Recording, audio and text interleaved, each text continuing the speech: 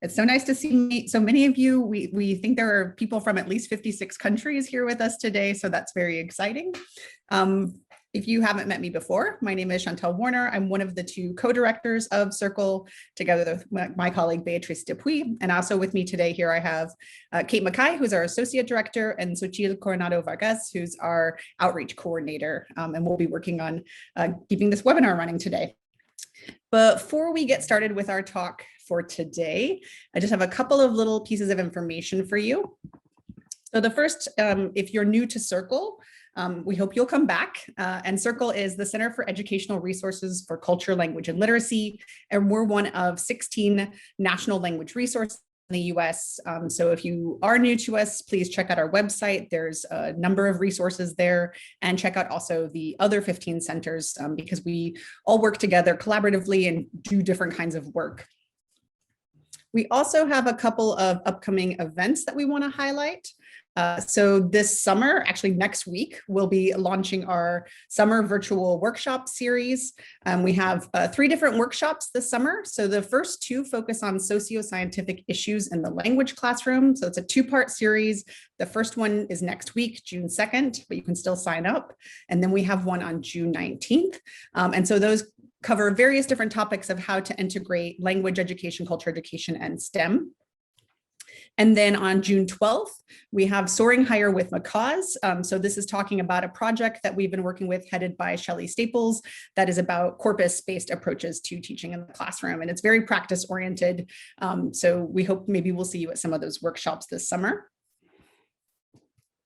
Also coming up in January, but we do have a date for proposals here, June 4th. So that's coming up a little sooner, is our biennial intercultural competence conference. And the topic for this one will be decentering mobility in intercultural education. We have a really exciting set of plenary speakers that we're happy to have, and we hope to see many of you there. And there's possibilities there of both present, so coming to Tucson and getting to see the beautiful desert, and also virtual talks.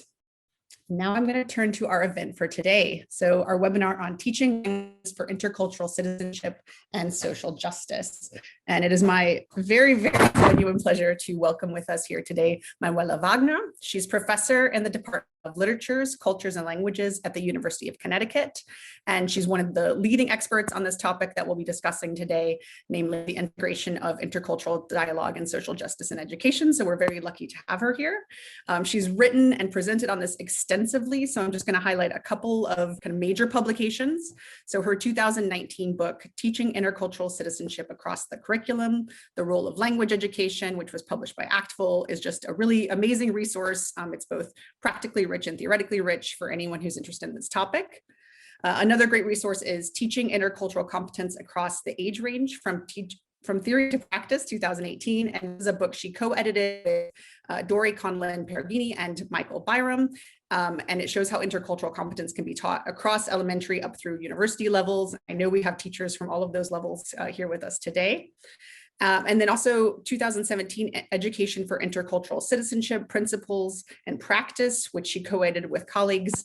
And it included a group of teacher researchers making proposals about how teachers and researchers from primary to university education can work together across continents to develop new curricula and pedagogy. She also recently led a workshop, a virtual learning series, together with Fabiana Cardetti and Michael Byram on guiding learners to intercultural citizenship. So across these, I think you'll see a few themes in her work include a commitment to linking theory and practice, to creating connections across all levels of education and across international contexts, and to a real collaborative spirit, which is something I've always admired in her work. And I think we will see a lot of these highlighted in what she's going to share with us today. So please join me in welcoming Manuela Wagner, and we'll be talking about teaching languages for intercultural citizenship and social justice. Thank you very much, Chantal, for this really generous introduction. And thank you so much to Circle for inviting me. Thank you, Kate and Xochitl, for all your help leading up to this. And welcome to all our participants. I'm just floored and humbled from how many places colleagues are joining. And I look forward to spending the next hour and a half with you talking about teaching languages for intercultural citizenship and social justice. Here you see my email also. Please feel free to email me if you have any questions. If you don't get to ask all your questions today, feel free to email me. Welcome, everyone. Thank you so much for coming at different times of your day, taking the time. So the second activity is what we sometimes call a waterfall activity. So I ask you to first think about your answer. And when I say 1, 2, 3, then put in your answer. Yeah. So think about it first, and then you put in your answer all at once so that we see the themes coming down here. And we are many colleagues here, so it will be a nice, hopefully, waterfall. Okay. So if you had to describe the purpose of education in one word, what would that be for you? And think a little bit about it. Think a little bit about it. The purpose of education in one word, what would that be? Thinking about it, not writing yet. Okay, I'll say 1, 2, 3.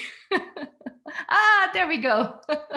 People were excited to respond to this one. Yes. I know I saw think, equity, enlighten, society, freedom. I've seen survival a couple of times. Connect, happiness, sharing, empowerment. Empowerment's coming up in a couple of places. Power, growth, change, transformation, connect, being engaged and responsible, global citizens, enrichment, curiosity, community, impartation, understanding and improving our world, opening, transformative, transformation. I think versions of that are coming up in a couple of places as well. Freedom, literacy, society, progress, evolution, exploration, actualization, dream. I think I've caught many of them. I'm sorry if I missed anyone. Thank you so much. This is great. It's a wonderful start to our conversation. And the next question I have for you is, should language education go beyond the goal of teaching language proficiency? Yes or no? Should it go beyond the goal of language proficiency? Absolutely. Yes, yes, yes, yes, yes, yes, yes, yes. I see. Yes, yes, yes, yes, yes. I'm glad to see that. And that's an important part, right? If we say, and it depends on the context, you know, sometimes someone might say, for me, it's language proficiency, but okay, yes, definitely. Okie doke. So if so, what are some objectives now of language education? And remember, before I talked about education, now I'm linking it to language education. What are some objectives of language education beyond language proficiency? So some are saying intercultural competence, critical thinking, culture, understanding others, pedagogy, peacemaking and changing the world, empathy, harmony, communication, citizenship. I can see why many of you are here. Reflecting on one's culture and the other culture, multiliteracies and symbolic competence, understanding diversity, interaction, being a good citizen, multicultural pedagogy, cultural expansion. I've seen a couple of versions of cultural competence or cultural learning, cultural understanding, gaining new perspectives, multimodality, cultural mediators, exploring other cultures. Great, wonderful. Cultural awareness. Learning more about yourself, I see here. Yes. Empathy, I saw come up a couple times too. And then somebody also noting it depends a lot on purpose. There's a lot of contextualization that's involved in making that determination. Absolutely. Yeah, thank you so much. You see, I make you work, but I promise I will speak a little bit as well. And if you have questions in between, feel free to ask them. And Chantal will actually make sure that I see the questions and that we can have a conversation. So as you can see here, for me, language education certainly has purposes beyond language proficiency, although language proficiency always is a part of it. Language proficiency helps us meet those other purposes. And one of them is, of course, to address societal problems that we live in, to really deal with issues that our students deal with that are important for them, and to see how we can contribute to solving them, to really, and so in this case, that's part of my citizenship goal, right? Helping students become involved and active and thoughtful citizens who take action in the world. Here is the UN Global Issues webpage, One of those issues for me clearly is the environment. These are some photos I took in Europe, in Germany, Austria, and also in the US, near where I live in Massachusetts. I live in Massachusetts and work in Connecticut. And I would like this nature preserved, and we are really kind of late to the game and need to take action. So that's always a part of my language education, to help students learn more about it and help my students teach me more about it. Quite often my students teach me about those issues. Another issue that many agree on is that often we cannot agree on issues anymore. So we see, here you see Obi behind me, he might chime in at some point. So quite often when we look at issues that we have in discourse, either you see yelling matches or you see somebody just spending time in echo chambers, but hardly do we engage with each other on important topics that we might disagree on. Yet, it's my opinion that we really need to do that. First of all, we need to be able to communicate across difference to solve those complex problems. But then we also need to engage and discuss issues where we have different opinions to solve conflict that we have enough of as well. This is a book, Culturally Sustaining Pedagogies, that I would really recommend to everyone. Teaching and Learning for Justice in a Changing World. As language educators, sometimes we forget the diversity that we have within our classrooms. And I often remind myself that the better I know my community in my classroom, the better I can serve them. And I see it also as my goal to help the students in my classroom sustain their linguistic and cultural backgrounds and really help celebrate their diversity, their identities, right? And so as language teachers, I think we can do quite a bit on the linguistic aspects and on the cultural aspects, regardless of the languages and cultures that we teach as a subject area. And so, of course, we are still in the middle of a pandemic. And if anything, the pandemic has shown us how small the world is. The pandemic also has really brought the issues that we face as societies even more to the surface. And the UNESCO here, you can see that that the UNESCO states in a statement in a white paper that now really is the time that we need to work even more on intercultural dialogue. We need solidarity, we need cooperation more than ever. And so the theory that I work with, and I think that in general in intercultural education that we function from, is that, yes, we can, of course, learn to engage with others by exposing ourselves to differences, right? But education has a big role to play in it. It's not just immersion that helps us become mediators. Education can play a big role in helping our students become mediators in an intentional way. And there I often want to bring up the difference between being bicultural and being intercultural, an intercultural speaker or a mediator. Our students misunderstand it sometimes. They feel if I live in a country for quite a few years, or if I can be in a place and just sort of fold in and not be noticed, then I'm intercultural, I am global citizen. And that's not really always true, because I can be bicultural, be comfortable in one culture and feel good in the other culture and act as appropriately and fit in, but I might not be aware of the other culture, right? So being a mediator, being an intercultural speaker means being aware, having the skills, the knowledge, and the attitudes to be able to mediate between those who have different backgrounds.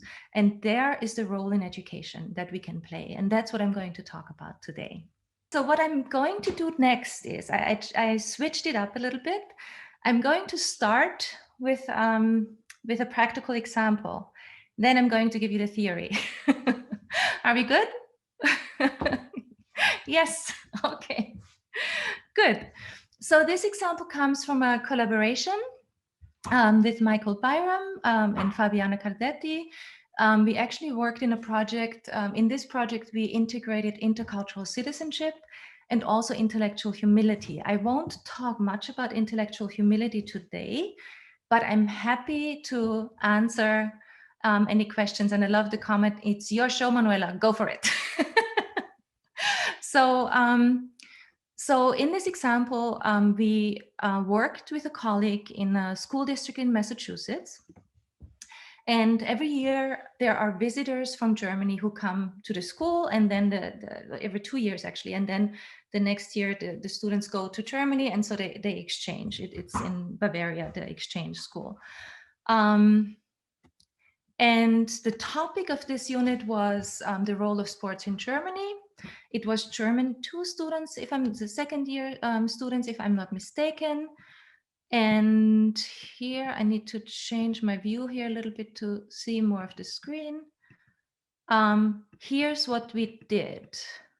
And I chose a fairly simple example because we did a fairly simple example to integrate intercultural citizenship in those activities together with the exchange students when they were visiting.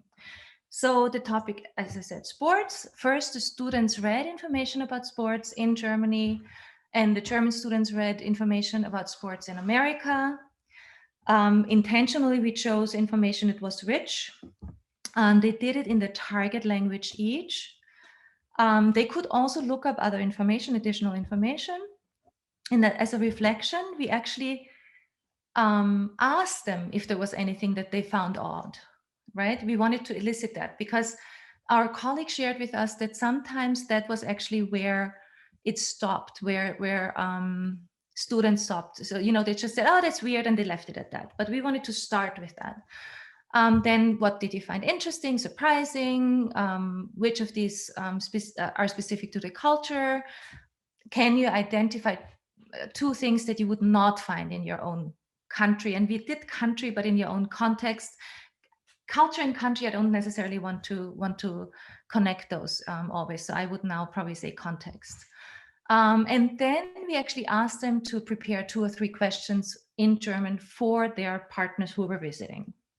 Okay, so just to tell you what we did in this case for intercultural citizenship, we really tried to develop the domain of knowledge. We tried for students to gain more knowledge and to interpret and relate information.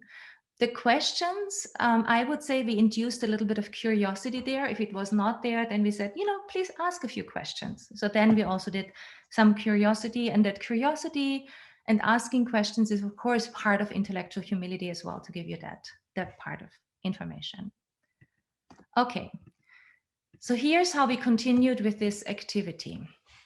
The students then asked each other, they prepared questions. And so they were really asked to not think they know all the answers already, but to treat the others as experts. And sometimes that went a little bit too far because they asked quite complicated questions about sports, and not everybody knows everything about sports in their home context. But that was an interesting finding in itself that the students had, and then they had to figure out, and they went to Google together and so on. Then we asked them to make a table with their own beliefs about the other and about themselves, right? What do we think about sports, you know? And so we gave, this is an example table. Americans are the best at all sports. Baseball is boring, you know, that Germans could say baseball is boring, rock climbing is for boys. And then we also wanted to get a little deeper to really say, you can talk about topics related to society that have to do with sports, like racial discrimination, right? There is often, you know, the German national soccer team is quite international, but then there are issues in terms of racial discrimination in other areas. So we really wanted students to think a little bit more about deeper issues as well. And so the students did their own table. And what we wanted to get at here in intercultural citizenship is really, again, by talking to each other, they discovered and interacted. They asked those questions in the target language. They interacted with each other. They gained more knowledge.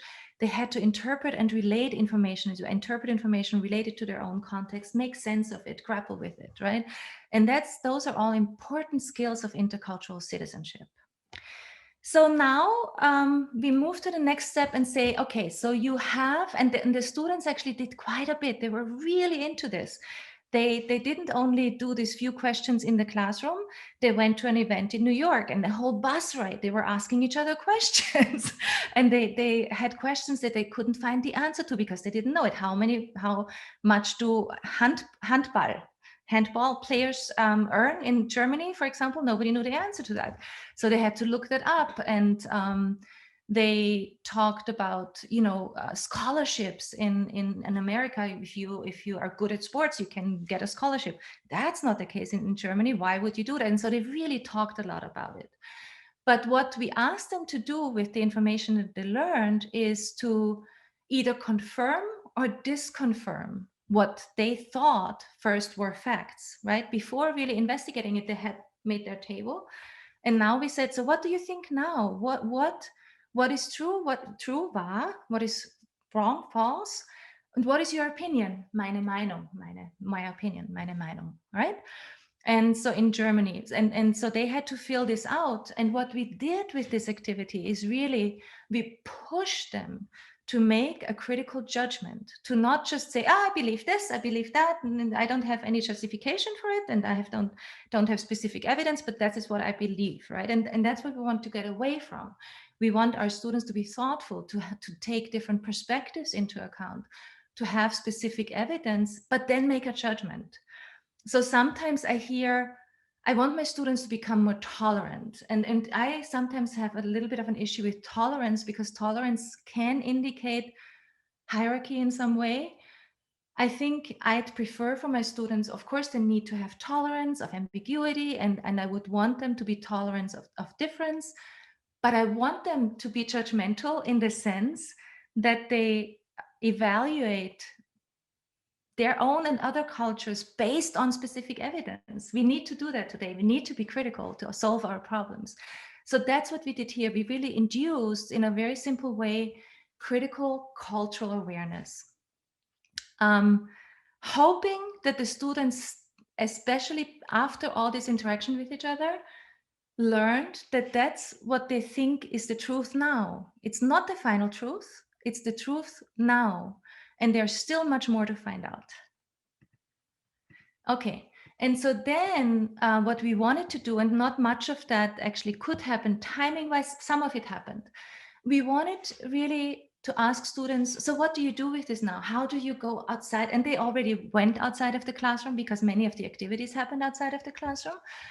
But what can you do to share what you learned with the wider community, right? And so the students could, the German group can present in Germany, they can do an event and really discuss, they can discuss deeper issues. In America, the students can present to the wider school community, and they did that actually and still engaged with it. And there were some really quite deep conversations about this. And so that's what we call action in the community.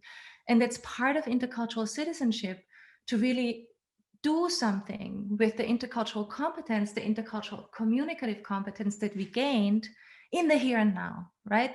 Not telling the students what to do, but the students decide what they would like to do, what kind of action they would like to take, but helping them take action in the here and now.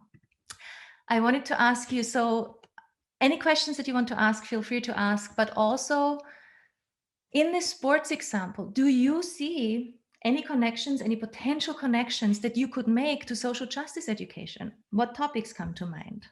Manuela, people are responding to the question. How did you address the question that you posed? Did you notice anything weird or odd about the target culture in the discussion, and what kinds of responses did that generate? So I did not teach the lesson. The lesson was taught by a teacher, a high school teacher with whom we collaborated. And you mean when the students came with what is weird? So that was just the beginning. And then we did actually just the next activity. So we didn't immediately say, no, that's not weird, but we let them investigate more. So part of what I really love about this approach is that it's all about inquiry. I never ever need to tell my students, and well, never ever, I wouldn't say, if there were a case that I needed to correct because there's a violence, discrimination, or then I would probably more direct. But most of the times, perceptions don't need to be corrected. We just need to help students inquire more and really ask more questions. So by doing the next activities, the students didn't think that was weird anymore. And we did an interview, a follow-up interview with the teacher, and we can say her name. She allowed us to say her name. We did an IRB, Institutional Review Board permission, and she's fine to be named, Joan, wonderful colleague. And she said, it was so wonderful that the students actually didn't have to say something was weird anymore, because they could be curious, because we did that intellectual humility part as well. She felt that the students were fine to ask questions, and they were fine if they didn't know something. Sometimes they said, I don't need to know the exact rules of that sport. That might be too much, but they were fine saying, I don't know them. They didn't need to be defensive and say, that's just weird, because weird often means I don't know much about it, and I don't engage with it. Does that answer the question? I think so, yes, but tell us if it doesn't. You can post another question. There's a lot of great answers popping here in the chat in response to your prompt. So quite a few people mentioned equity, access, parity. I think one person even specifically mentioned access to positions of power. So the absence of minoritized people in positions of coaches or owners, sexism, gender discrimination, gender equality is coming up a lot, racial discrimination, racism, issues of representation, and then a couple of the plight of trans athletes, so another issue of equity and access, and then just generally stereotypes and bias is coming up in a lot of ways, and then some things related to issues of nationalism, national identity, and populism. And then also the ways in which sports can sometimes serve as political platforms. So protest was brought up within this discussion. Religious suppression, specifically of women in sports, people being punished for voicing opinions. So athletes being, for example, punished for kneeling down during the national anthem. Disabilities, and I think that's another issue of equity and access. Intersections of sports and activism. I'm trying to see if there's anything I caught, but I think most of them I caught. These are great. Wow, wonderful. This could be, this could be a topic of 100 webinars right here. That's fantastic. Thank you so much. Yeah, so you had no problem linking this intercultural citizenship project with social justice issues, right? And so now what I'm trying to do is I'm going to go a little bit into the theoretical framework and how we built this activity. And then I'm going to go a little bit into social justice education as well, and draw some comparison and hopefully discuss with you. I have another example that I can share with you. So this was a high school example. I have a higher education example. I also would have some elementary school examples if we wanted to talk about them. So feel free to ask questions along the way. Okay, so let's continue.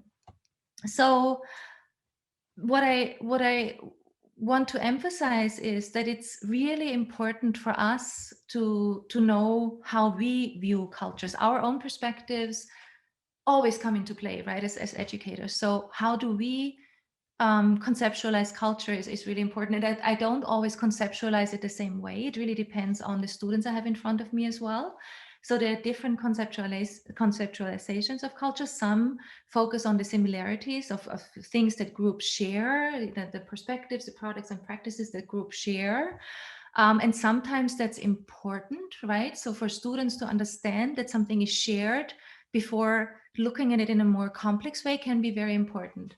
But I do want my students, no matter what age, to come to the more complex definition that is here, that culture is not static, but dynamic and diffuse and fluid. That is really important for me, because otherwise I'm afraid that we can induce stereotypes if we see it as too static. That it's interwoven, that we continuously produce it as well is really important. One aspect that I feel is not addressed often enough with culture, and that I think probably plays the most important role in helping us deal with the topics that we deal with, is the hierarchical power structures that are involved in culture as well. And that's really crucial, right? And then, of course, factors such as gender, educational generation, and so on. So this is adapted from Hiller. They had a long paragraph, and I made it into bullet points. Are there any questions, Chantel? There's one that I'll throw in here about the role of the teacher in these, and that might be something that you keep coming back to. But what kinds of guided reflection or scaffolding, if any, can the teacher provide in these discussions? That might be a different in the discussions that we had in the activities, yeah. Mm-hmm. Yeah. So I'm gonna say a few things, and I'm happy to answer more questions about that. But my interpretation when I'm doing this is a lot of the work happens outside of the classroom, finding the right material, what could help me. So in terms of scaffolding, of course, what is appropriate in terms of language. So, and I'm not ever changing the materials I use. I then provide scaffolding so that my students can access the material. I'd ask the right guiding questions, or hopefully the right ones, or try to find the right guiding questions. So the material selection is really important. And then how can I help my students do this inquiry that I want them to do? How can I spark their curiosity, and how can I support them once they're curious? And often I don't know the answers ahead of time, and I have to really see where my students are going and think while they're doing it. And we are investigating together. So I'm really a facilitator. I do the scaffolding, and then I'm a co-investigator with them, which is really fun. It's unnerving in the beginning, but it's really fun. Now I cannot do it any other way anymore. Thank you. That helps. There's also a question about this relationship between hierarchy and culture, and if you could just elaborate a little bit on what you mean by that. So how we engage with each other and how we interact has a lot to do with power structures, right? Certain ways of interacting would be perfectly fine in one context, but not in another context. And so power plays a role in our interactions, in our cultural, in our social interactions that we have. And that goes into the culture aspect quite a bit. So culture can be used to include, but it can also be used to exclude. I think that's helpful. So some people are also seeing maybe a connection between this hierarchy culture and what you were saying about tolerance before. Mm-hmm. Mm-hmm. Yeah. And then I'm going to go ahead and put this in here, but I think it's a question that maybe is also something that could be a thread across, which is for students who find social justice or injustice topics, or even maybe some of the provocations that came up in the example that you had, comfortable. How do you usually respond? So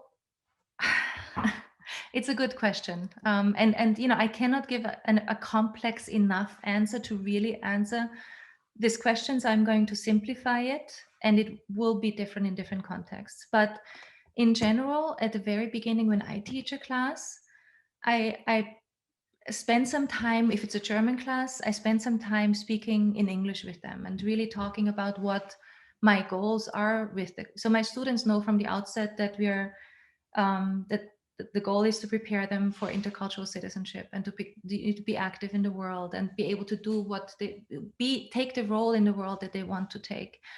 Not telling them at all ever what to do, but enabling them to find the information, evaluate the information, and then do something if they choose to do so. And so my learning philosophy and teaching philosophy is really that if it's not really a little bit uncomfortable, we don't learn much, right? So even learning a language, we have to overcome some discomfort because not understanding everything is uncomfortable. And in the same vein, not understanding something is uncomfortable. And certain topics for some people are really uncomfortable to go there in nature, but those are the most important topics to go to. So I wouldn't throw them in. I ease them in, and I create community before anything. I try to create an environment where hopefully students would come to me. It's still risky. I'm not saying it's not risky. I feel like that there are surprises along the way, but those surprises, again, are huge learning opportunities. And when something comes, we deal with it and we learn with it. In general, students sometimes do react with a little bit of discomfort, but most of the times that resolves fairly quickly, and the curiosity, I think, wins out. So when I look at the evaluations, quite often they say, you know what, I wouldn't have thought that I'm going to talk about refugees in Germany and the United States and all over the world in German 1, but here we are, we did it, and actually I learned something. So so most of the times I really have good experiences, but if there is resistance, we are actually doing a study right now, Terry Osborne and I, in which we want to find out how teachers of social justice and intercultural citizenship are dealing with it when there is resistance, because that's an important topic. But one that might be too long for this webinar. I've got maybe one question that I'm going to weave together with a comment, and then maybe we'll go ahead and go back to the presentation, because I think a couple of the other questions are bigger picture that might be interesting to come back to later. But Amanda was asking about how do you scaffold students' awareness of these powers? And then there was a discussion in the chat about sort of indicating, is there a level of discomfort that's too much discomfort? And to what extent is that discomfort sometimes something that's more about us than it is about the students, that we're more uncomfortable than they are? I think in some ways those are both getting at different dimensions of what you were just talking about. Yeah. So yeah. Thank you so much. So the first question was how to scaffold the whole thing about hierarchy and power. How do I get the students there? Mostly really through materials we read, through interactions with other people. Let's see. So I actually, one of the activities that I might share with you would show you really how we did it in an elementary German classroom. It was an online course in higher education, mostly through the activities so that are thought out ahead of time, where you induce difference in a way. You show conflicting information sometimes, or surprising information, where you get at the students' preconceptions perhaps, and maybe even your own, right? Sometimes you have to figure those out first. And then you engage in dialogue and really try to figure it out, get information from different perspectives and get deeper, right? And so sometimes what I do, because you will ask yourself, well, how do you do that in a target language in an elementary language classroom? Well, I use the students' languages as well, but not necessarily in the classroom much, but outside the classroom if I can. And if I had only time inside the classroom, I would set aside a little bit of time inside the classroom to do some activities where they can dig deeper, but also where they can go home and find out more information. So in terms of their cognition, right, they can learn so much more than they're able to maybe express in a target language. But once they know it, we can help them with scaffolding, with infographics, with drawing, with all kinds of, with numbers. Numbers are really good. If you look at statistics, you can look at statistics quite early on. If you know the numbers, you can interpret statistics in some way with a few words. And I'm not shying away from teaching them vocabulary that's not in a unit anywhere that I'm dealing right now, because I want to teach them the vocabulary that they want to know as well. So that's one thing I'm not shying away from. I'm really using the language to do the things we need to do. In terms of discomfort, our own discomfort, I have to admit that I'm embracing it now, because again, I feel whenever I do feel this feeling that it's a little bit uncomfortable, I feel that I'm learning something. I will grow through this. And I hope my students get this feeling as well. And we do discuss it sometimes. A lot of it I do through easing them in, but it's at some points I do discuss it with them, you know, and what I found extremely helpful was to have learning journals, to never assume that my students are just fine with it and that they like it and they're learning something, or because I noticed early on that that's not the case, and more I'm learning that, and I'm still probably making mistakes. But learning journals where I ask some questions and then they can just write really on their own as well. And I read those and I really get to know my students that way. So even if I have an in-person class, I do online learning journals because I get to know my students, and many of them actually do share if there's something that is uncomfortable and we can talk it out. So that's some tools. Those are some tools that I use. that's great. Okay. Thank you. Yep. Okay, so now actually let's talk a little bit about the theoretical aspects that can go fairly quickly because you already saw it in action. So on the left-hand side, you see Michael Byram's Savoy's model, the model of intercultural communicative competence from 1997. And there's a new book that just came out 2021, a second edition of his really wonderful 1997 book. And what you see here is on the top, you see the linguistic competencies that we teach in language education: linguistic competence, sociolinguistic competence, discourse competence. And on the bottom in the circle, you see the intercultural competence aspects. And part of it is, of course, knowledge of cultures, of how we do things, of behaviors, of perspectives, of products. But then, you know, knowledge is sometimes something that we might emphasize a little too much on, and it is important. But the skills are equally important. It's equally important that we, like you saw with the activities, that the students can interpret information from another context and relate it to their own and make sense of it and compare and contrast, right? Those skills of interpreting and relating that are so crucial. Skills of discovery and interaction in the target language, hopefully, but we also did this in other subject areas, quite a few other subject areas, the intercultural competence part. But in languages, skills of discovery and interaction in the target language, so that they gain more knowledge. That all helps the knowledge acquisition as well. Being open-minded, being curious, having tolerance of ambiguity, very, very important, right? And someone, you know, always asks, well, how do you measure openness? How do you measure curiosity?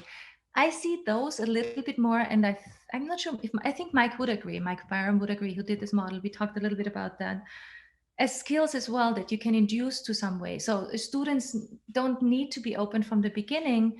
If they get information that is conflicting, maybe they become curious, right? So I think you can create activities that can create that curiosity as well.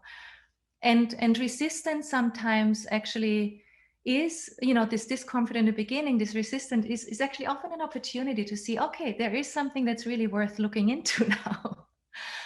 But then all these aspects, the skills and the knowledge and the attitudes, lead to critical cultural awareness. And that's the checking at the end that we did in the activity, where we ask students to judge an event based on specific criteria. And I often add based on different perspectives as well, right? And that's, for me, I've been using Mike's model for a long, long time. This has been so helpful to me to, you know, we do teach all those different skills because we use materials. But I noticed that I wouldn't always get to that critical judgment part, to that critical cultural awareness part. And yet that criticality, for me, is at the center of everything. It's also at the center of everything, because if I want to teach for social justice, that criticality needs to be there. So that's so helpful for me. I've used this model. I've used a table where I put the different skills in, and I make sure that I hit them in the different activities that I do, as you saw me hopefully doing that with the activity with sports. Okay, so that's intercultural communicative competence taken together, the linguistic competence on the top and the intercultural competence on the bottom. This is intercultural communicative competence. The circle alone is intercultural competence according to Michael Byram's terminology. On the right-hand side, and I put a picture of his book there, the 2008 book, From Foreign Language Education to Education for Intercultural Citizenship. In that book, Mike really talks again about intercultural communicative competence, but then really how we, in language education, can combine intercultural competence with civics education, with action in the here and now. And he actually talks about political action, political not in the sense of partisan political, but political in the sense of taking action in the world we live in, right?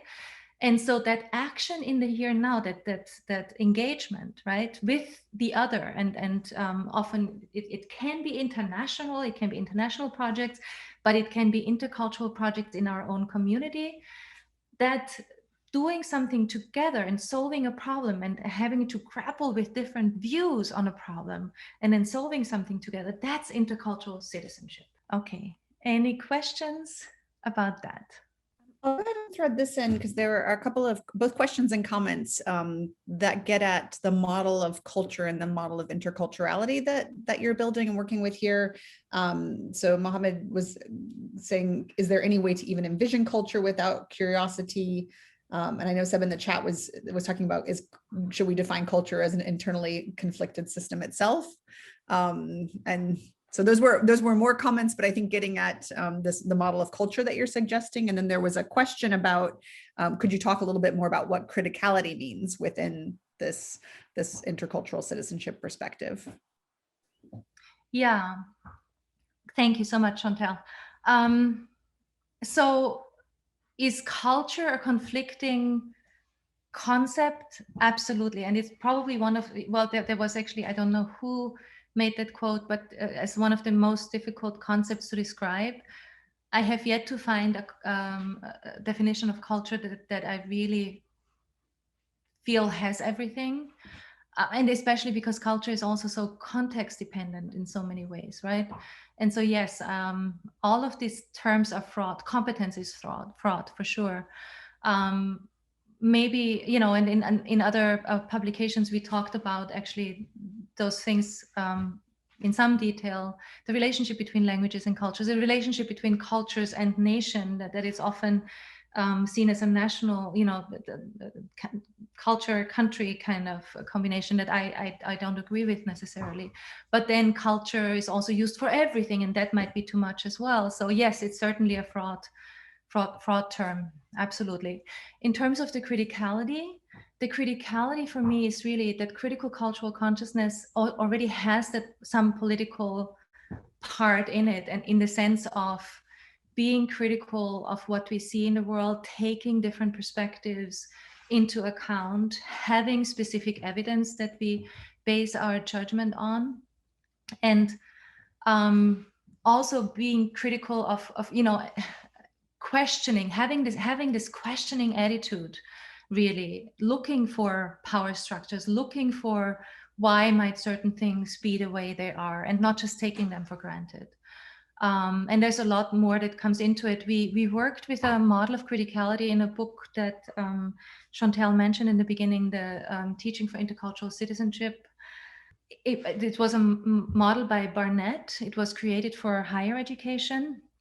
And the book was called, now I forget what like Critical Business or something like this, but it is a very good book, and it has a developmental model of criticality that worked very well for us.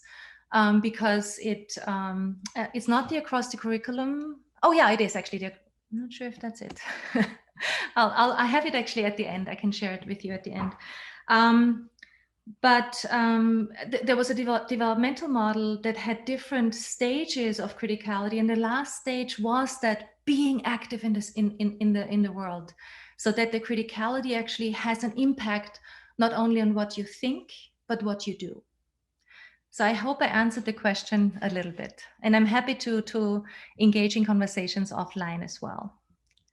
Okay, so I'm going on a little bit to social justice in language education. Here you see some colleagues who have informed me and formed me in some way as well.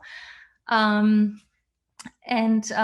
it's really a framework for inquiry more, treating people with fairness and generosity, confront and disrupt misconceptions, untruths, and stereotypes that lead to structural inequality and discrimination. And so I hope you already see some connections to what I talked about in intercultural citizenship, even though I showed you a simplified example. The examples that you came up with are very good examples of how those can be linked, right? On the right-hand side, you see the pictures of the books that this came from. Another really helpful tool are the teaching standards for teaching justice. And here's the webpage, Learning for Justice. There are 4 different categories: identity, diversity, and I go to the next, justice, and action. And so I mentioned action several times. So again, you can see the links between, for me, intercultural citizenship and teaching for social justice. Of course, students will work on their identities, right? And will develop positive identities based on different belongings to different groups. They will think about diversity in deep ways. They will think about justice, and they will engage in action. So those, again, for me, there are just so many similarities for how I conceptualize intercultural citizenship and social justice education. And Michael Byrom, I think, would agree with it. And in the book that also Chantal mentioned in the beginning, and I have a little, not for self-promotion, but for information. And in the end, we talk about the connection between intercultural citizenship and social justice as well, because many of the examples that our colleagues come up with when we do that work with them are social justice related, or they're human rights related, right? Okay, so on to you again. How much time do we have left? We have a little bit of time left. That's good. If you think about social justice education and intercultural citizenship education, can you think of some similarities in learning objectives? Can you think of some similarities in learning objectives? What learning objectives would be similar in both of these? And feel free to think a little bit about this. This is complex. And if you're comfortable writing them, feel free to write them. If you want to think longer about them and later on, that's fine as well. There are a couple bigger picture questions that I'm saving for a little bit later. So know that I haven't forgotten you all, but there is one that I think would maybe fit here, which is just about how you understand the difference between intercultural citizenship and global citizenship. You're giving me the tough ones. So intercultural, everything that has to do with inter, and I know there's criticism of that as well, that, you know, some don't like intercultural but use transcultural, and I understand why that happens. But for me, intercultural actually focuses more on the relationship and the communication part, the inter part. Global citizenship, you know, both of those, it always depends on how it's defined. Quite a few years ago, we did a study on global citizenship because it was in every academic strategic planning document that I ever saw, mission documents that I ever saw, global citizenship, right? We did a study what students understood as global citizenship. And students understood global citizenship quite often, and that was a comparative study between Hungary and the United States. Quite often they understood it as, you know, having to live in different parts of the world and having 2 passports. That is global citizenship. They didn't think you can learn it in education. And for me, it's important that whatever we call it, whether we call it global citizenship or intercultural citizenship, that we can help our students develop the skills, the knowledge, and the attitudes to be active citizens in this world. That's great. Thank you. We have a lot of great responses coming in from the prompt. So expressing opinions. So these are the similarities again between social justice education and cultural. So critical reflection analysis, perspective taking, equity, critical thinking, perspective taking, interpretation, critical consciousness, recognizing things like inequality, developing critical thinking, promoting awareness, empathy, engagement, action. Critical thinking is coming up quite a few times. Openness to difference, asserting identity and promoting the value of understanding diversity, awareness and questioning of underlying assumptions, reflection, interpretation is another one that's coming up quite a lot, and expressing of opinions, and then critical thinking, but also with the addition of putting that into action. And then developing critical thinking as well as finding the self and power. Yes, reflecting on power hierarchies. Thank you so much. Thank you, thank you, thank you. This is great. And thank you, Chantal. Oh yes, becoming aware of stereotypes and sense of otherness. Great. Thank you so much. So in teaching for social justice, and because it came up in your responses to some degree, and in teaching for intercultural citizenship, right? It's important for us as teachers to really reflect deeply about our own perspectives and values and beliefs, and our own assumptions and how they might influence what we do in the classroom. But also when we choose materials that we use in our classrooms, and what the materials the messages that our materials give to the students. So that self-reflection, learning about ourselves in this process is just really crucial in teaching for intercultural citizenship and in teaching for social justice. Yeah, okay, so now let's see what we have. So when and that again was together with Mike and Fabiana, when we thought about in the book about teaching for social justice and teaching for intercultural citizenship, we thought that teaching for social justice helps students engage in critical reflections about themselves and their role in the world. And that it's crucial that the teachers reflect deeply on their own perceptions, values, and beliefs, right? Teaching for intercultural citizenship, well, the same thing. And so that's really the similarity. And that's what I just said, I realized in my example before.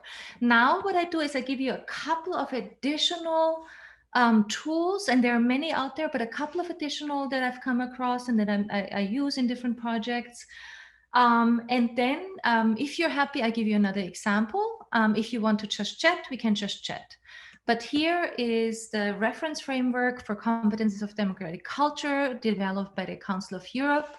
Everything is online and for free. There are 4 volumes by now with materials. This is a model of competence for democratic culture that is really based on analyzing a number of 60-something other models of intercultural competence and coming up with something that educators can use to intentionally and systematically teach the competencies that are required for intercultural dialogue.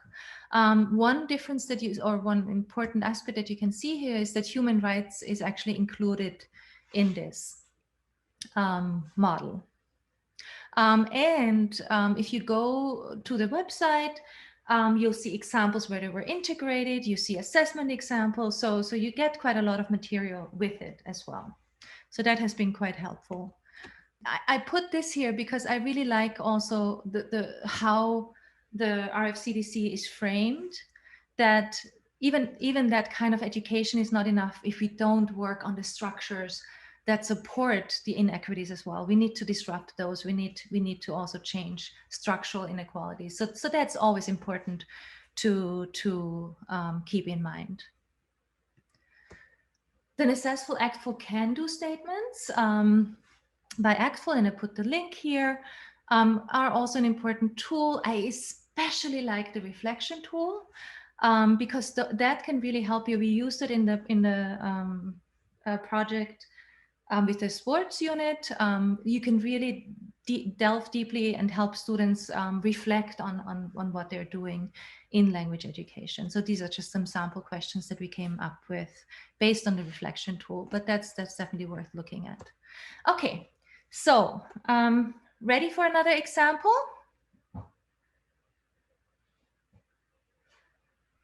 I think so, unless you want to take a couple of these kind of bigger picture questions now. Okay, yeah, whatever you think, Chantel, I'm game.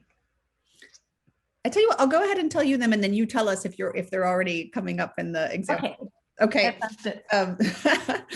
And one that's come up in a couple of different ways is how to foster this classroom community that's going to be conducive to these discussions. So some people were asking if you had different ways in which you build that community. I like it the way Amanda said it, as fostering brave classroom spaces that encourage this kind of discomfort. And then people had some additional questions related to how to do that in different contexts. So for example, in the case, if you have a very relatively homogeneous set of students, where you're trying to facilitate an awareness of diversity that's maybe not implicit in the room.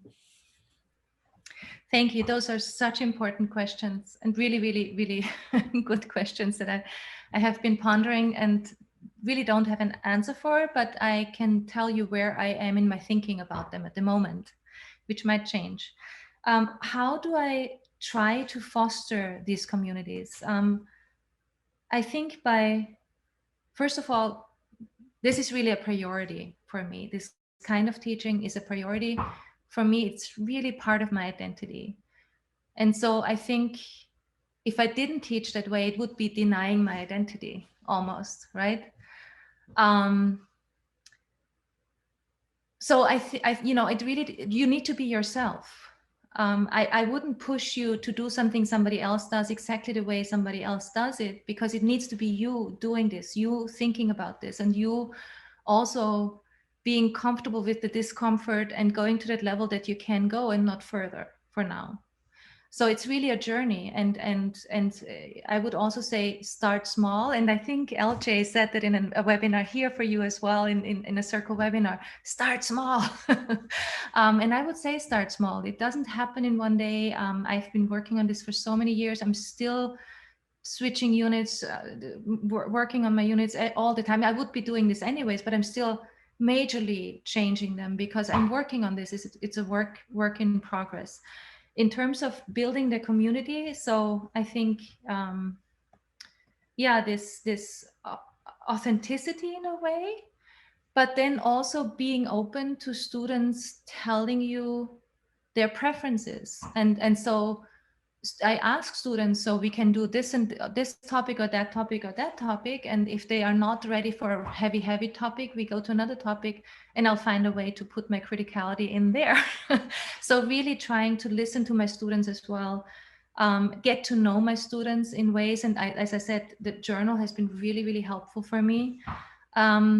I always believe that it's important to get to know my students on a more personal level, and in languages we can do that so well. We get to know our students pretty well, I think. But during the pandemic, I noticed so much more how important it is, how important it is to that we see each other as humans. So and not just as teacher and student in those roles, and engage on that level as well. I don't know. Listen to your belly. When your belly says you need to look a little more closely, do it. I have sometimes had situations where I encountered an issue and I noticed it somewhere before, but I didn't act on it because I said, And now when I feel something, I try to be inquisitive and see what is happening. So just listen to yourself, be yourself. That would be my advice. And I hope those don't sound like platitudes. No, I think it's helpful. And Elaine had a question where she was speculating whether some of the discomfort that might students to not attend class with these issues would be alleviated if you did these kinds of activities on a regular basis, so that it were built into the fabric of the classroom and they felt more comfortable with them. Rather, I think this kind of speaks to what you were saying about building things in incrementally rather than yes. a sudden lesson that's outside of the scope of the classroom. Yeah, I don't think we can ever force anything, right? And that's why, so I'm not going into a class and say, this is the lesson that the students need to take away. I'm going on that journey with my students together. And so I didn't understand part of the question, to avoid students leaving class. I think that was a speculation, and Elaine, tell us if I'm getting it wrong, about whether sometimes students not attending class could be a symptom of discomfort that they're having. That's a good question. So I have to admit, I follow up with my students quite a bit when they miss class, because in a language class, I'm also doing it in language and cultures courses, in a writing course, but they also have to be there quite a bit. So it's not attendance that I'm grading, but participation is part of it, and they present, and it's really, so I know when they are not there, and I always follow up when they are not there. I don't think I've had the issue where students didn't attend right up because of that so much. I might have, and I might not have noticed it, to be honest. But I do engage with students and talk about the discomfort, and most of the times I really get positive reactions, and sometimes I do get pushback, but I respect that pushback. It's not, it doesn't. So I want to really show the students that there's no right or wrong, but that pushback is okay as well. And we are in this together, and we're forming the class together. So I don't go into the class with a certain expectation that this is how it has to go, I think. Thank you. There are a couple of questions. I know this can be very context dependent, but based on your own experiences or conversations you've had with the other educators you've collaborated with, a couple of people were bringing up the difficulty of teaching social justice approaches or bringing up some of these issues in an environment, an educational environment that might not be terribly open to them. So where the concern isn't about yourself or the students, but maybe about administrators or state, local governments, even, if you have some suggestions for how to navigate that. Thank you for that question. And actually, it's a question we ask in our research as well that I mentioned before. And I have had the situation where a school district told me, yeah, don't call it social justice. You know, there are colleagues who would not like that. I've had situations where teachers told me they had real issues because they were engaging in an action project. So yes, that is real and that happens. There are issues also of positionality. You know, some might say you're white, why are you dealing with such issues that you are not part of? Or others might say, if somebody is not white, if somebody is part of the minoritized groups, they might say, well, you're just furthering your own cause. We've seen that in interviews as well. So there are those issues, there are those confrontations, there are those resistances. My response to that would be, and that was actually advice one of our interviewees gave as well. In language education, we can really deal with any topic. And our standards, the world language standards that we have in the United States context, and if you look in your own context, the national standards of education, quite often you have world language standards. So we looked at them from Norway and Japan, and you know, you can use those standards to explain what you're doing and why you're doing it. And then if you choose issues, so it depends how open you want to be in the wider context about what you do, but having students investigate things and having them choose their own action projects is another thing than telling them they need to do something that might be dangerous. And of course there is an ethical component, right? Whenever, and that's something I'm thinking about with my colleagues right now, my co-environment Melina Porto, depending on the age of the students, there are different ethical issues. How much are the students influenced by the teacher, right? Is it really, at any age, is it really the students' free will, or do the students do what the teacher wants them to do? And then the parents might think that you're pushing a political agenda, and so there are numerous problems that you can run into. My response to that would be working within the framework that you have and do the best you can to create awareness of issues and go as far as you can in terms of just helping your students find information that's fact. I mean, to help your students differentiate fact from fiction cannot really be fought by anyone, hopefully, if you present it in that way. So presenting it, being your own advocate, being your student's advocate, being an advocate in the community. And the way to do that often is with the community. Working, if you're alone in a district, working with like-minded people online nowadays, you have so many opportunities. Twitter, I love Twitter now. And Chantel knows that. I'm learning so much from my Twitter friends about advocacy. If you have an issue, go to the community and learn together how to solve it, how to address it, right? We had a symposium the other day where a philosophy professor, Black philosophy professor, said actually he does social justice issues in his philosophy courses. And he said he has gotten quite a bit of resistance in his context. And a colleague who was a full professor in another context, he said, here's my email address. Let's work together in a community. Let's try to do something. So, and it's not always effective. So things can happen.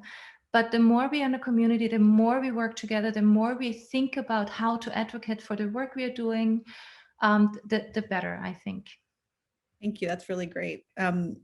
Sorry for those long, these questions are complex and I don't want to give a simple answer and then I get from one to the other and I apologize. And I think that's an important one for people trying to figure out how to realize these things in their own practice. Are you okay with taking maybe two more? So I'm wondering, let me check one thing. So the question is, do we want another example or not? I think if it's okay with everyone, I guess you can tell us in the chat. Let's take the other example, because there are a couple of questions that are also very big picture that I want to make sure we get at the end, but they may even be partially answered through the example. Okay, because yeah, so I do have one example, and what I do is normally I do the example with the audience, but I just walk you quickly through to give you an example of very elementary. In that case, it was German. We do have other examples too in the books that I'll show you. But it was an online course that can show you, we went into gender, nationality a little bit. So I'll just quickly run through it to give you just another hint of an example. And then we do some more discussion. Okay, so that was together with Nico Truxdorf. And what we did is we asked the students, so they didn't have much German yet. They could describe people. They could say where they were from. So here we asked them to describe the person that they saw in front of them to the person who didn't see it. So one person was with their back to the picture and one could see it. And they had to describe the person to each other, not using a personal pronoun that would give away gender. And not using anything that would give away nationality. And we asked them, where do you think they're from? Do you think they're a man and a woman? And so you'll see we used some stereotypical pictures, the Heidi Klum. They didn't know that, but they had to guess. Many guessed that this was female, a soccer player of the time, Birgit Prinz, a model of the time. Somebody, I actually gave a seminar in Texas once. This is a German with dual citizenship, I think now, who moved to the USA. And here, this is Conchita Wurst. We did that in 2014 when Conchita, a self-proclaimed drag queen, won the European Song Contest. And what we did with this, with very simple language, we had the students really describe and look at their preconceptions about gender, about nationality a little bit, and really think what they say. And so I did it quite a few times in my classroom, and I got really interesting reactions. And then we needed to deconstruct it, of course. And so there, we talked about what roles do different genders have. We also did it with a fairy tale example. So you don't need to do this example. You can do a historical example also with fairy tales.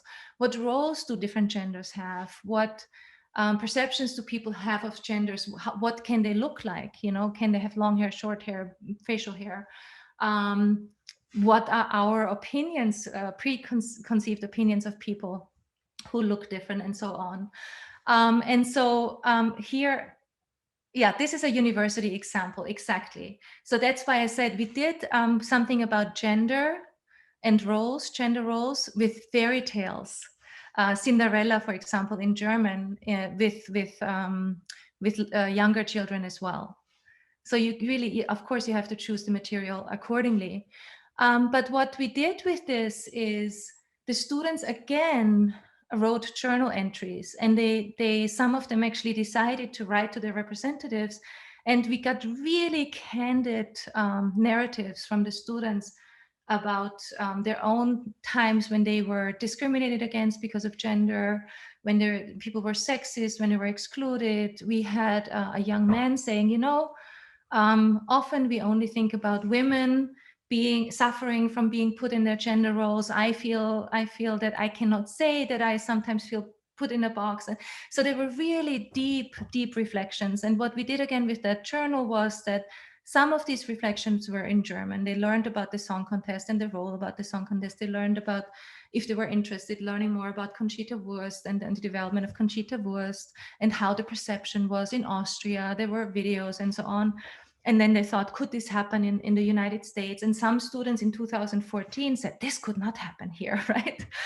So that was really interesting to see what the students' perceptions were. But they also then said, you know what, I'm going to write to my university administrator because I would like to do something about this. Can we engage in action in some way, or to your representative even? So it enabled students to take action based on an elementary German class with very little German. So again, just showing the pictures and then that's it, that can be dangerous. But really trying to create activities later on that help the students reflect on it, That's important. Okay, and I now leave it up to questions again. That was actually perfect, because in some ways you were responding to one of the questions, because Molly had asked if you could talk a little bit more about the learning journals. So I'll still invite you to do that, but you were already talking about them a little bit more there. Thank you. Yeah, so the learning journals can have so many different goals. And I now do learning journals in almost all my classes, even in grad courses. If I don't have reflection papers that are really regular, I do learning journals, because I always also put reflections about their learning in. So I put reflections about their language learning in as well. So usually I have a couple of questions. I never grade their journals for content. I only check if they're done or not done. But I read them with great interest. And so I have questions that I prepare ahead of time. And then spontaneously each week, I might add a question that came up in the classroom where we had some conversations and where I want to go a little deeper, and then I add a question. I tell the students beforehand, there are a couple of pre-designed questions, and then I might add some questions as we go along. The students often mention the journals. So I think, some of course might think it's a nuisance, but I think it's an opportunity for them to reflect on themselves, on their learning, on the issues that we discuss, sometimes in a target language. And I don't restrict. I say, I do give some, I say, as much as you can do in the language. And I said, mix the language. I don't mind if they mix, they become so curious about it. So that is actually really nice to see. They're playing with the language. I say, if they want to bring something in from their home language, if it's a different language and they want to teach me something, I'm very open to that. So I've learned a lot that way. And I think it's also an opportunity for them, because I do ask them seriously, and they know that I take it seriously because I mention it with them then in conversation, to give me feedback on how the course is helping them achieve whatever they want to achieve. So I check back with them often. And so it's really helpful for me, and I hope it's helpful for my students. That's wonderful. Kind of a related question, or good segue, I think. I was asking what assessment looks like in these classes. Do you have any particular tools that you use for personalized and individualized progress, and to chart that? So the formative assessment is all the activities that you saw, right? A summative assessment quite often could be in the form of an integrated performance assessment. And I don't know if everybody in the audience knows what that is. If not, feel free to shoot me an email. I can send you a few links to web pages that help you with that. In the integrated performance assessments that help students complete a task or solve a problem with the three modes of communication, by, for example, interpreting something before, and that could be a text, a video, or whatever it is that they interpret. Then maybe interacting with each other interpersonally, and then a presentational, the presentational mode, presenting something. So, for example, in one of the units in the book, the 2019 book, we did Hurricane Maria as a unit. It was fairly soon after Hurricane Maria that we planned a unit, and many people were displaced and actually lived in the communities. And so we had the students throughout a whole unit prepare for a town hall event on disaster preparedness. And so that was our assessment then. But the assessment was not necessarily the event itself, but it was a practice event that we did before, where the students interpreted interpersonally, answered questions, and also presented something. There are a couple of questions I'm actually going to tie together, because I think they're getting at the same thing, which is, how do you navigate some of issues of equity that you're bringing up, of social justice that you've brought up, while also recognizing or putting yourself up against the fact that both the culture in which you're teaching, or the location in which you're teaching, and the one or ones that you're teaching about might not be terribly open about certain aspects of sexual orientation, racial and social class differences. If you have strategies for kind of navigating that tricky space.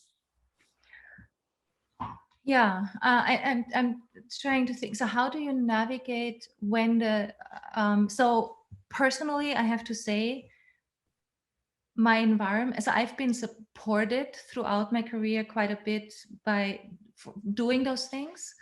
So I have not met I've met some resistance, but not too much resistance along the way. But I have supported colleagues who have met with resistance, and big resistance. But in a way, we are all living in. My problem is more that I would like to do so much more than I can do, because it's hard to create big change. So I have actually decided that I do whatever I can do in whatever form I can do it in the here and now.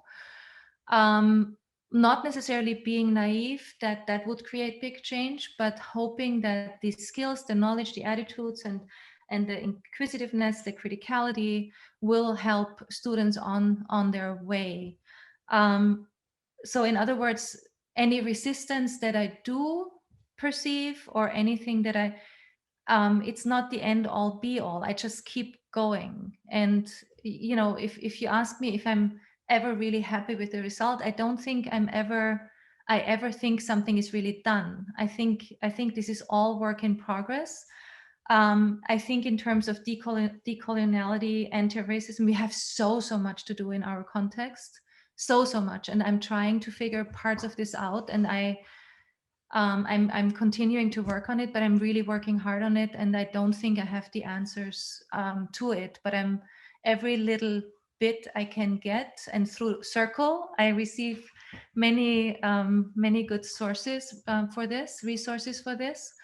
I just try to engage with others and learn with others, and know that I make mistakes as well, and know that I sometimes will get resistance from and sometimes rightfully so, because I'm trying to do something and I'm not doing it right, and rather than letting that stop me, or I just keep going and really reflect on mistakes I make and hope to not make them again.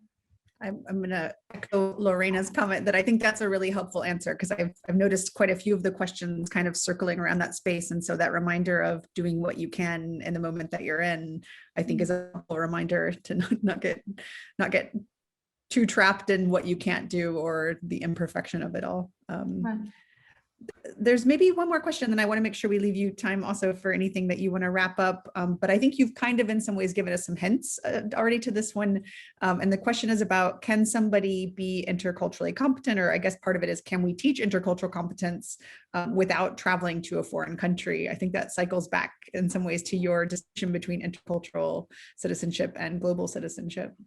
Absolutely, yeah. So yes, I do think in some context it's more challenging, right? So if you have a lot of the opportunity, a lot of the diversity right there, and you can use this and do something with it, it's different than like we said before, if you have a very homogeneous group and a homogenic group, and you have to expose them to difference and really. So it's really contextualized in a way what we do, but there are a number of resources that we can use. Somebody asked me once in Colombia, so I'm in a school where I don't have access to the internet. I literally have to create my own material. What do I do then? And that's really, there are situations where it becomes really difficult, but I'm also thinking diversity in some contexts that you can use then is really differences that you encounter in your own context, and how do you engage with that. Getting your hands on scenarios, movies, there are materials that you can use, and then really use the theoretical framework that I described, or something like that, where students have to think about, there has to be tolerance of ambiguity, because there is some ambiguity. They have to interpret something different and relate it to their own context. So I think we can, if we are creative, find those examples. Even with the best examples, I think we really have to be intentional and systematic. That's always the most important aspect. And sometimes it might be more difficult to find the materials if you can reach out. So the best advice, I think, is really engage in community, create a community of like-minded people and help each other. I don't want to plan anything alone anymore, because I love the situation of co-planning with colleagues where we say, oh, have you thought about this? And have you thought about this? And it just becomes so much better than I could have ever done alone. So if you can engage in community in some way, shape, or form, and it doesn't need to be with another language educator, it can be other educators from different subjects, it can be with the community. You can engage with other people and do things together and make it for real life for your students. Yeah, so maybe I just show you a few, if you have the handout probably, but here are some of the publications we mentioned in case you are interested in them. There's a lot of praise rolling in for you, Manuela, that we'll make sure you get from the chat afterwards, because I know you probably haven't had a chance to take all of that in. And so I just want to also echo what I'm hearing people saying, that I think this is a really helpful presentation. And I think your reminders about this being incremental and being a work in progress is really helpful in addressing some of the concerns that are coming up about how do we, with the context what we're working in with students who might be more resistant. So this was, yes, a very fantastic presentation, as I've seen a couple of other people note. Thank you so much. And thank you, Chantel, for moderating this so well. Thank you again, Kate and Sochil.